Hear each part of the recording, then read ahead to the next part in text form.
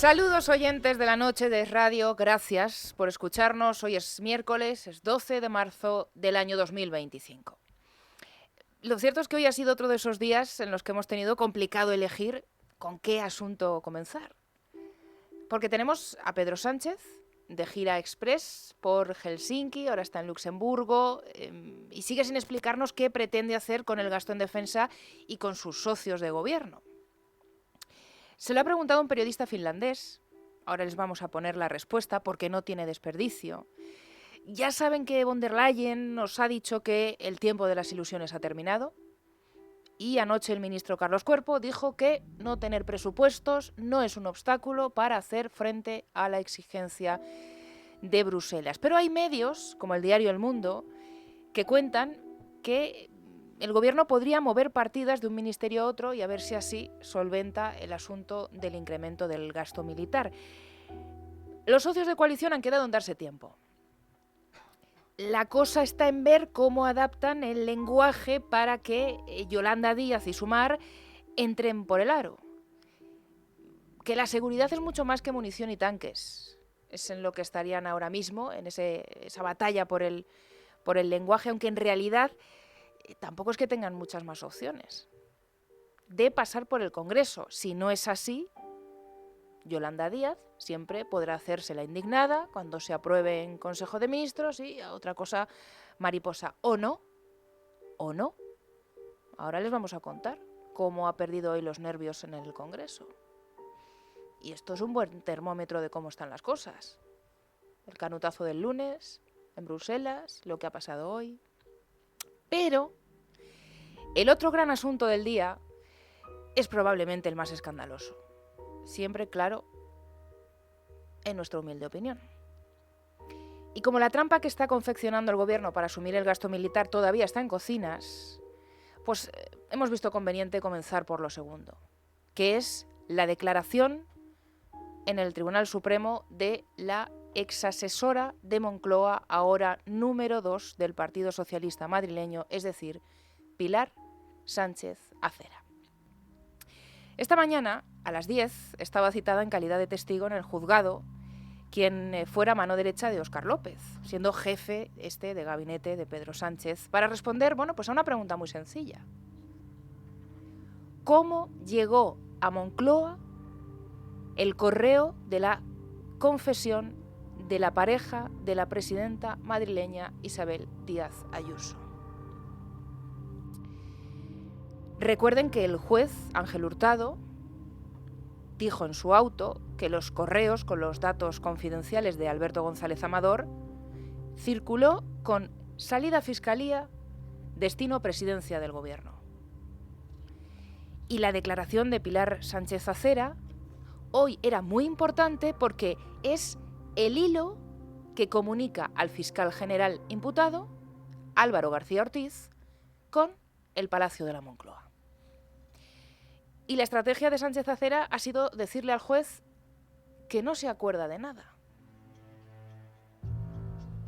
Primero le ha dicho a Ángel Hurtado que en realidad lo que ella recibe en su teléfono móvil y que luego reenvía a Juan Lobato para que lo utilice contra Ayuso en la Asamblea de Madrid, que eso no era un correo, que era una fotografía del correo. Pero lo que Lobato, en aquel momento líder del Partido Socialista madrileño, exhibe en el Pleno, fue un correo, con la confesión de los 2 delitos contra la hacienda pública por los que se investiga a la pareja de Díaz Ayuso. Era un correo. Entonces el juez le pregunta quién le mandó esa captura del documento. Y Pilar Sánchez Acera ha dicho que periodistas que cubrían información local, política madrileña. A lo que el magistrado le ha repreguntado, pero ¿y quiénes son esos periodistas? Y Pilar Sánchez Acera ha respondido, pues no me acuerdo. Imaginamos que ha sido cuando acto seguido el juez Hurtado le ha dicho, pero ¿me puede mostrar ese mensaje que dice usted que recibe de un periodista? Y que no es el correo de la confesión del novio de Ayuso, sino un pantallazo, según usted, del correo. Y entonces Pilar Sánchez Acera, ahora número 2 del Partido Socialista, antes alto cargo de Moncloa, le ha contestado: pues mire, no se lo puedo enseñar porque resulta que cuando dejó de ser jefa de gabinete de Óscar López, cambia el teléfono. Y no conserva nada de aquellas fechas. No conserva nada porque llegó un informático y le reseteó el terminal. Se lo borró todo. Que fue un técnico del Ministerio de Transición Digital el responsable de copiar el plan Renove del fiscal en Moncloa. Esto del plan Renove lo decimos nosotros, porque lo de que cambió el móvil y se lo borraron todo también lo ha dicho Francesc Vallès, que ha sido hoy el segundo en declarar en el Supremo también como testigo, por ser en aquel momento, durante la filtración de los datos confidenciales de la pareja de Ayuso, es secretario de Estado de Comunicación en ese momento. Así que fue un técnico del Ministerio de Transición Digital, ha dicho hoy Pilar Sánchez Acera, el responsable de borrar las pruebas de un presunto delito.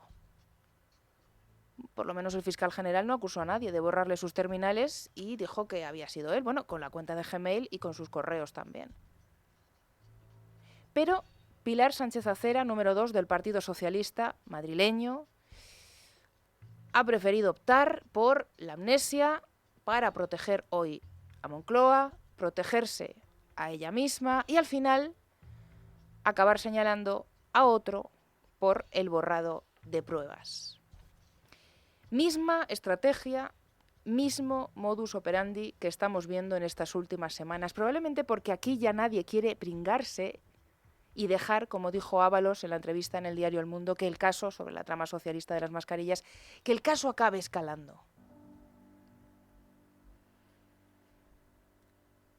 Isabel Pardo de Vera es presidenta de Adif. Recuerden lo que le dijo al juez. Fueron Ábalos y Koldo quienes se interesaron por cómo contratar en Ineco, por Jessica. Y también me preguntaron por 2 adjudicaciones más. Ayer Ábalos, en el escrito que remite al Supremo, la contratación de Jessica fue inscrita, esto es textual, inscrita por encargo de Adif Alta Velocidad. Óscar Puente, ministro de Transportes: a mí que no me miren, que yo era alcalde de Valladolid y además Jessica le contó al juez que su jefe era Joseba García, hermano de Koldo. Le dijo al juez: yo solo vi a Jessica 2 veces. Yo no era su jefe. Javier Herrero, exdirector de Carreteras, también ante el juez en el Supremo. La mayoría de las obras aportadas por Aldama eran de la época de Ábalos como ministro. Puente nos había dicho que como mucho 6. Reyes Maroto, las licencias Aldama en la trama de los hidrocarburos, eso fue cosa del ministerio de Teresa Rivera. Alfredo González, ex vicesecretario de Presidencia. Le pregunta la semana pasada el juez Peinado por qué contrató a la asesora de Begoña Gómez, a Cristina Álvarez. Y le dijo al juez: es que mi superior era Félix Bolaños. Y en el caso de Álvaro García Ortiz, hoy por cierto se cumple 1 año de la filtración, coincidiendo con la declaración de Pilar Sánchez Acera, fue la fiscal jefe, recordarán ustedes, la fiscal jefe de Madrid, Almudena Lastra, quien le cuenta al juez que el responsable de la filtración fue Álvaro García Ortiz, porque no quiso cargar con un muerto que no era el suyo. Y Carlos Moreno, jefe de gabinete de la ministra de Hacienda María Jesús Montero, sobre lo del aplazamiento de la deuda Aldama. ¿Qué dijo Carlos Moreno? Pues Carlos Moreno dijo que eso se lo pasó a su asesor, que fue cosa del asesor de Ignacio Granado, inspector de Hacienda, aquí además, con nombres y apellidos. Por cierto, hoy María Jesús Montero, ni la mano en el fuego, ni yo conozco a Aldama, ni la mano en el fuego por Carlos Moreno, ni conozco a Aldama. Aquí no se ha querido mojar. Ha estado muy bien con su pregunta hoy el diputado y vicesecretario del Partido Popular, Elías Bendodo, en la sesión de control, hoy preguntando, además, una pregunta muy clara, muy directa, a la vicepresidenta. Usted dijo que su jefe de gabinete no había hecho ninguna gestión para beneficiar a Aldama. Y ahora resulta que sí se reunió su jefe de gabinete en varias ocasiones con Aldama y le permitió vía WhatsApp, en plan compadre, aplazar una deuda de $500.000 de euros. Le doy una nueva oportunidad y solo me tiene que contestar con sí o no. ¿Conocía usted al señor Aldama?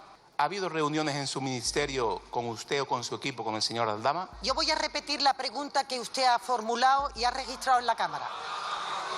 ¿Cree que nuestro país merece un Ministerio de Hacienda como el que usted dirige? Mire usted, solamente la formulación de esta pregunta es ofensiva, señor Bendodo. Confunde el trabajo de los profesionales del Ministerio de Hacienda e intenta meterlo en el rifirrafe político. La pregunta era muy directa. Además, Bendodo siempre ha insistido en esta cuestión. ¿Sí o no conoció usted al señor Aldama? ¿Sí o no, vicepresidenta? ¿Sí o no, ministra de Hacienda? ¿Sí o no el comisionista Aldama se reunió con usted o en su ministerio? Pero ya han visto que hoy, María Jesús Montero, hoy no ha querido responder. Repasando todo esto, lo hicimos ayer ya en la tertulia, cualquiera diría que van todos a una. Y que no les importa asumir una responsabilidad que a lo mejor es cierto que es compartida, pero esto empieza a oler más a que hay algunos que ya están optando por saltar del barco.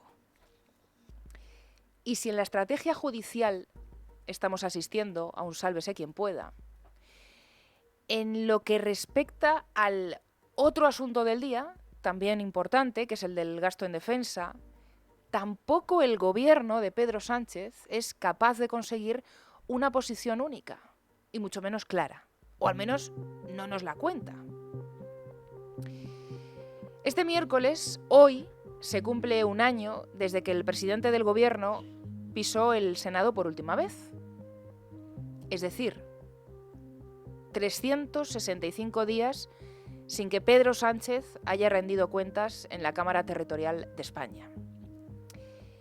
Y serán más porque el socialista Rafael Simancas ya le dijo ayer al Partido Popular que la próxima semana el presidente del gobierno tampoco va a ir a la sesión de control del Senado. Otro desplante con la misma excusa de siempre, que tiene agenda. Esto es lo que le dijo ayer Simancas al Partido Popular en la Junta de Portavoces. Otra vez, la agenda convenientemente organizada por el Palacio de la Moncloa para que Pedro Sánchez pueda escaquearse del control al gobierno que pues tampoco le gusta, entendemos, al presidente. Y es exactamente lo mismo que ha ocurrido esta mañana en el Congreso. Pedro Sánchez no ha acudido a la sesión de control porque, bueno, ya lo saben ustedes, se había agendado un viaje fugaz a Finlandia. A primerísima hora de la mañana, a eso de las 8, ya se estaba reuniendo con el primer ministro finlandés. Y solamente una hora más tarde, a las 9, los dos han salido en rueda de prensa conjunta a explicarnos las conclusiones del encuentro. Ha sido breve. Y la comparecencia pues ha sido también breve, como la reunión y como el viaje, ha sido fugaz. Y a diferencia de otras ruedas de prensa, formato, hoy nos lo van a permitir, Champions, bueno, pues hoy no ha habido 4 turnos de preguntas, 2 de medios de comunicación españoles y 2 de medios extranjeros. Así es como habitualmente se organizan. Esta vez solamente se ha permitido un par de turnos. Es decir, una pregunta que ha hecho una periodista española en representación de todos los medios que estaban allí nacionales y otra pregunta de otra periodista, en este caso de Helsinki. La primera de las preguntas que le han trasladado a Sánchez y que ha sido de la representante periodista española ha sido la siguiente. Se la vamos a leer nosotros porque el sonido la verdad es que no merece mucho la pena y no se entiende bien. La pregunta ha sido: si no hay transferencias directas desde Europa y si no hay suficiente apoyo en nuestro país, ¿cómo puede España cumplir con el compromiso europeo? La respuesta de Sánchez, esta sí se la vamos a poner en inglés con la traductora. Les aseguramos que estamos preparados para cumplir con ese objetivo del 2% del PIB. Lo vamos a hacer. En segundo lugar, Y en lo que se refiere a este nuevo instrumento financiero, lo que he puesto sobre la mesa en el Consejo es que debemos pensar no solo en préstamos, sino también en subsidios. Y por supuesto que pienso que a fin de cuentas debemos plantearnos seriamente que la defensa y la seguridad son bienes públicos europeos y para ello hacen falta recursos comunes. Es decir, mensaje para Ursula von der Leyen, que ha dicho que aquí cada país asuma su parte. Bueno, pues ahí está tratando Pedro Sánchez de escapar de esta presión de von der Leyen. Dicho esto, a partir de este momento a Sánchez ya se le ha empezado a ver un poquito más relajado, ha empezado un poquito tenso la comparecencia. La periodista española solamente le ha preguntado por el asunto del gasto militar, pero no le ha preguntado por la guerra con Yolanda Díaz. Y por supuesto nada de corrupción, nada de la citación del ministro de Justicia, Presidencia de Relaciones con las Cortes, nada de Ábalos, nada de que esperaba de la citación de hoy de quien fuera excargo de Moncloa, Pilar Sánchez Acera, nada del fiscal. Bueno, así que Sánchez ya respiraba tranquilo hasta que ha llegado el turno de la periodista finlandesa. Hay que decir que no es habitual que un periodista extranjero ponga a Pedro Sánchez en aprieto. La pregunta de la periodista finlandesa a Sánchez ha sido: ¿cuándo piensan que van a conseguir el objetivo del 2%? En la OTAN se habla de un objetivo incluso superior. ¿Cree que se va a llegar en España? Escuchen de nuevo la respuesta de Pedro Sánchez en inglés. Estamos dispuestos a cumplir con la obligación del 2% y si me lo permite, les explicaré a mis ciudadanos en España, no aquí, cómo y cuándo vamos a llegar a este objetivo. Si me permite, les explicaré a mis ciudadanos en España, no aquí, cómo y cuándo vamos a llegar al objetivo. Hombre, decir esto el mismo día en el que se cumple un año sin rendir cuentas en el Senado, el mismo día que no va al Congreso a someterse a las preguntas de la oposición, y después de llevar semanas sin informar a los grupos de la oposición del Gobierno de España sobre el último Consejo Europeo extraordinario o sobre las reuniones de líderes internacionales en París, en Kiev, en Londres. Otros mandatarios extranjeros sí que han dado explicaciones en sus países a la oposición y a sus ciudadanos, como ha dicho hoy Pedro Sánchez. Aquí en España vamos a tener que esperar un poquito, al 26 de marzo, para poder escuchar al presidente del Gobierno, y estamos a día 12, pues 14 días faltan para ver qué nos tiene que contar el presidente del Gobierno. Y la verdad es que entendemos el retraso. Visto cómo tienen a sus socios de Gobierno y a sus socios de legislatura, pues imagínense. Mañana van a ir pasando todos por el Palacio de la Moncloa para escuchar lo que tenga que decirles, si es que tiene algo que decirles, Pedro Sánchez. El Partido Popular dice que lo tiene claro. Mañana es el primero, a las 10 de la mañana está convocado Alberto Núñez Feijóo. Escuchen lo que ha dicho la vicesecretaria del PP, Esther Muñoz. Nos convoca en Moncloa en lugar de convocarnos pues perfectamente en este Congreso de los Diputados, porque en realidad nos va a dar su opinión como secretario general del PSOE. No nos la va a dar ni siquiera como presidente del Gobierno. Lo que diferencia una reunión de Estado de una reunión informal es que en una reunión de Estado hay información, hay documentación, hay objetivos, hay un plan. Y en esta reunión no hay absolutamente nada. Nos ha concedido 10 minutos más que a portavoces del BNG o de Bildu. Es un chiste, ¿no? O de Esquerra, que es el siguiente mañana, que recibe a Gabriel Rufián después de Alberto Núñez Feijóo. Pero Rufián también va a la reunión con el cuchillo afilado. Se debería votar, como saben, el jueves vamos a Moncloa y estamos intentando consensuar un discurso común con las fuerzas independentistas de izquierdas, BNG, Bildu, más allá también, Compromís, Comunes, Podemos, intentando llegar a un discurso común para que el presidente entienda que aquí hay una mayoría en contra de que se gaste más y que se gaste mejor. Se gasta ya muchísimo en defensa. Claro, es que la clave está en si se va a votar o no se va a votar. Decía Rufián que un asunto tan importante como es el aumento del gasto en defensa, que se tiene que votar en el Congreso. Pero sirva como pista lo que nos ha dicho esta mañana el portavoz socialista en la Cámara Baja, Patxi López. No parece que lo tenga muy claro. Si no sabemos cómo se puede financiar un aumento en gasto en seguridad. Porque esto es una cuestión europea, no es una cuestión española. Y puede haber financiación europea, puede haber transferencias finalistas desde Europa, puede haber otras figuras que no tengan por qué pasar por aquí. Es que no sé por qué estamos haciendo este debate. Bueno, lo que no tiene claro el Partido Socialista no es si se tiene que votar o no, sino quién tiene que asumir ese coste. Ya hemos escuchado al presidente del Gobierno, a Pedro Sánchez. Anoche, Carlos Cuerpo, el ministro. Bueno, les decía antes que Sánchez lleva un año despreciando al Senado. Ya lo dijo en su día, ¿no?, que él gobernaría con o sin el concurso del Poder Legislativo. Y lo está cumpliendo. Con el aumento del gasto en defensa, pues lo vamos a volver a comprobar. Hoy varios medios de comunicación ya están adelantando cómo va a sortear el Gobierno al Congreso para poder hacerlo. Ayer le preguntaron por esto precisamente a la ministra portavoz del Gobierno, en la rueda de prensa posterior al Consejo de Ministros, a Pilar Alegría, pero ya escucharon que se hizo la olvidadiza y además esa pregunta concreta pues la dejó sin responder. Hoy tenemos algunas pistas de por dónde pueden ir en el Gobierno, aunque no consiga el Partido Socialista el apoyo de sus socios. Una vía, por ejemplo, podría ser mover partidas, lo cuenta el diario El Mundo, de dinero de un ministerio a otro. Y pone este diario hasta el ejemplo. Por ejemplo, podrían ser gastos ligados a la Guardia Civil que ahora computan en el Ministerio del Interior. Una especie de lo que comúnmente se llama ingeniería contable. Otra vía sería redefinir lo que se incluye en el concepto de defensa y añadir materias como, por ejemplo, la ciberseguridad, que hasta ahora no computaban como inversión en defensa. Es decir, manipular un poquito el lenguaje o la batalla del relato, como les gusta decir a ellos. Retorcer el discurso y decir que, bueno, pues que seguridad no son solo tanques, soldados o drones o munición.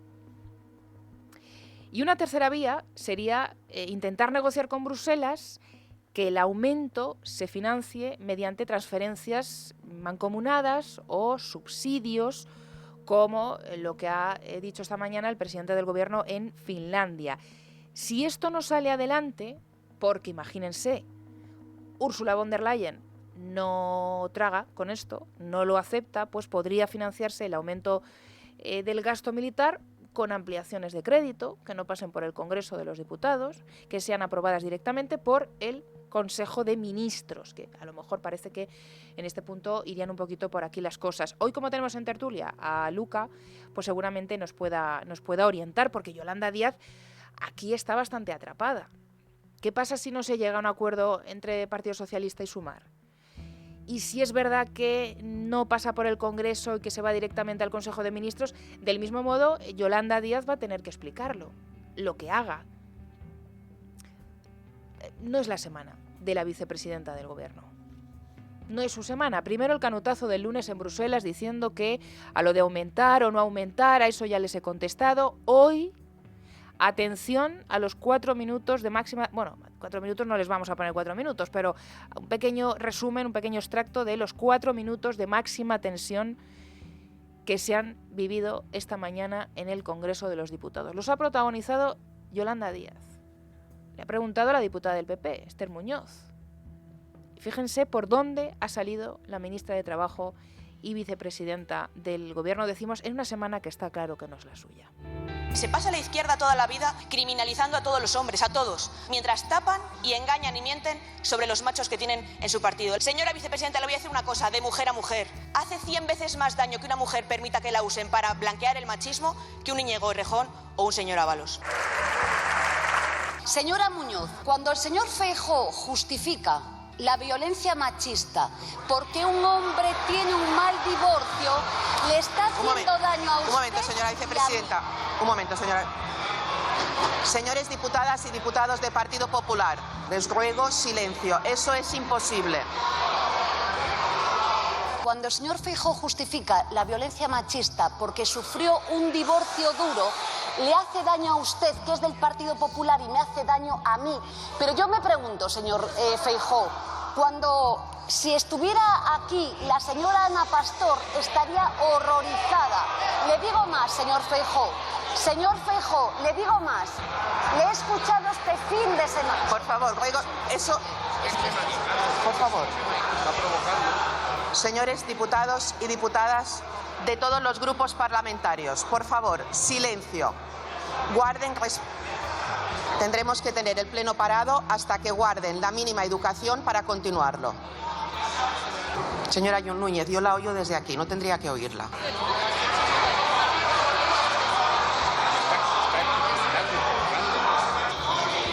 Señor de Olano, no puede insultar en esta Cámara. Ni usted ni nadie. Ni ustedes ni nadie. Nadie. Ni ustedes ni nadie, pero hayan escuchado a Armengol aprendiendo a Esther Muñoz y a Jaime de Olano, los dos del Partido Popular, a Yolanda Díaz, ni mu. Que con la que tiene encima Sumar y Yolanda Díaz con Íñigo Errejón, se atreva a acusar hoy al líder del Partido Popular de justificar la violencia hacia las mujeres. Ella, pues a ver qué nos dice Luca, pero mucha pinta de que la vicepresidenta tiene todo bajo control, no parece. Y por extensión, Pedro Sánchez, que una vez más demuestra que es incapaz de sacar adelante ninguna iniciativa de peso con sus socios.